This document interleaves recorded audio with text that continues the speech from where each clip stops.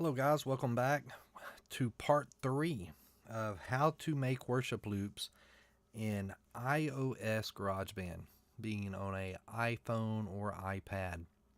And mainly what we're doing here is creating a worship loop including your reference track, your click track, your cue tracks.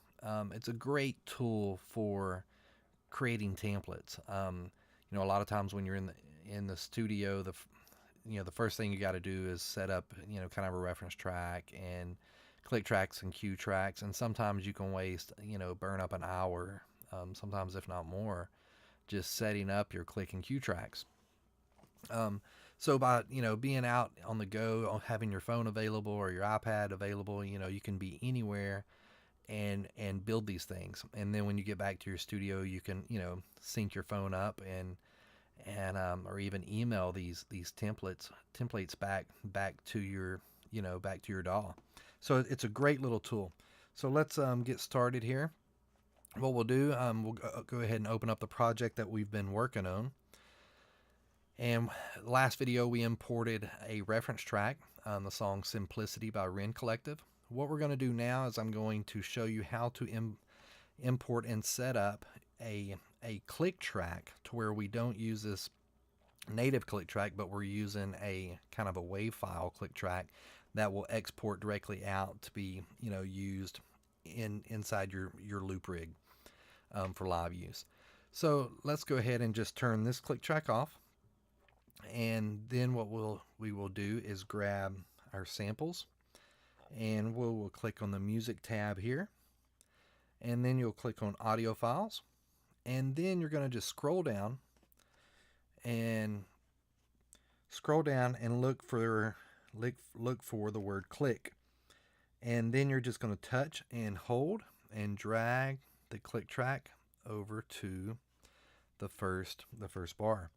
You can pinch and zoom and scroll just like a normal device is. And what I want to do, like if I hit play, it's just got the first click. So what I want to do is I want this click track to repeat. And now I can drag it out to where it'll be on quarter notes, half notes, whole notes. What I want to do, since this is a slower song, I want my click track to be pretty tight. So I'm going to set it up on eighth notes. If I set my click track up on quarter notes, on a slow song like this, for instance, the native click track is going to be on quarter notes. Let's just play that. 2, 1, 2, 3, 4, 1, 2, 3, 4. That's a pretty wide gap. You can almost drive a Mack truck through that thing. Anytime you're running on a click track that's spaced out like that, sometimes it's harder to stay right there on point. So I'm going to set our new click track up on eighth notes. That way it's a lot tighter, and we can it'll help keep you in the groove. So what I'm going to do is I'm going to shrink this down, and let's see here. I think that'll be on. I'm going to zoom in. We need to zoom in to get our grid just right. As you can see, as you zoom in and out, it will change your grid up. So going to shrink it down just a little bit more. Okay, so there goes our eighth note. So that'll be 1 and 2 and 3 and 4 and 1. So now you can click away, and now what you can do is touch it and then touch it one more time, and it pulls up your menu, and touch loop. When you touch loop, there it goes. It populates it in eighth notes all the way across the grid. So now make sure our native click track is turned off, and now when you start the song over, 2 and 3 and 4 and 1 and 2 and 3 and 4 and 1 and 2 and 3 and 4 and... So there we go. It's lined up pretty good. And what you can even do is zoom in if you need to, and move this click around if you had to. You can do it just like you did with the top, with your reference track. And since now we're not really going to be following this native click track, you can, I mean, move it around however you wanted to make it work out. But in this case, it falls out perfect. So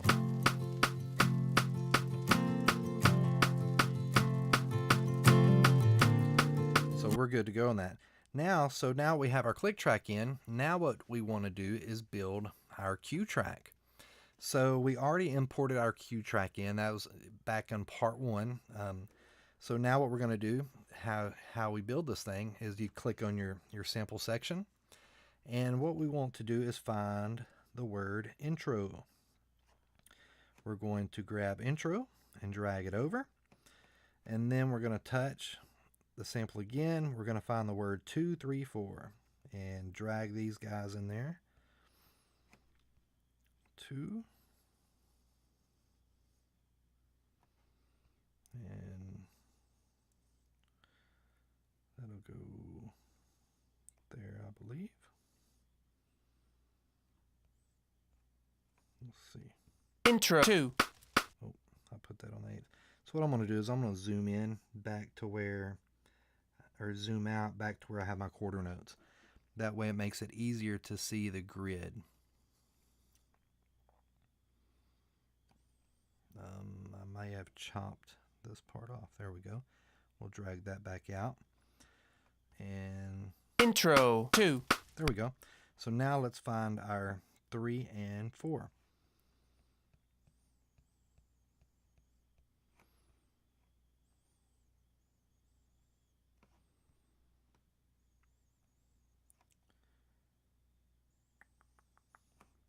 So there goes 3.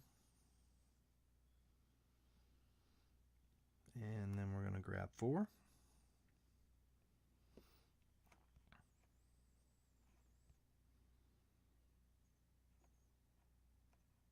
There it goes. Now let's back up and hit play. Intro 2, 3, 4. Perfect. So now what we want to do is put in our verse. So the easiest way to do that, so you don't have to come up here and keep touching these and dragging them over, you can touch the first part, hold your finger down on it, and then touch any other samples. If you notice, it highlights what I need. So after you get them all highlighted, you let both fingers up and touch any one of them again and hit copy. Now I copied all 4 samples. So now what we're going to do is scroll around and find our verse.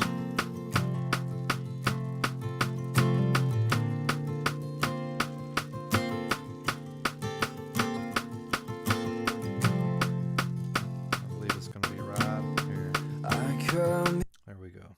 So I want to come right here to 9, and we're going to touch and paste. Now this is the verse, so we don't want it to say intro, so just touch the intro part, touch it again, hit delete. Now come up here to your samples, find verse, drag your verse in. Now it should be good to go. Let's back up and check it. Verse 2, 3, 4. Perfect. And what you can do is just keep on copying and pasting these things as needed until you get the whole song laid out. You know, to go intro, then verse, then the chorus, back to a verse, then probably a chorus, then a bridge, and then probably a drop chorus or something like that, then the ending. And just kind of go through and map the whole song out. And then once you're done, you can come up here and hit the My Songs, and it will save it. So that's pretty much how you lay your click track out and your cue tracks. And what I'll do is I'll go ahead and finish this one on out, and on part 4 we will kick back up and I will show you how to export the because we pretty much got a template here that's just ready to start building loops in the studio. So what we'll do is I'll show you how to import these 3 tracks to use inside of your GarageBand back on your computer, or import them into, export them where you can import them into Logic, or even bounce them out as regular WAV files or MP3 files so you can use them, say, in Ableton Live or, say, Reason, any other DAW. But anyways, that's part 3. Thanks for watching. Feel free to like and share, and look for part 4 on how to export and bounce these things out to be used in another system. Have a great day.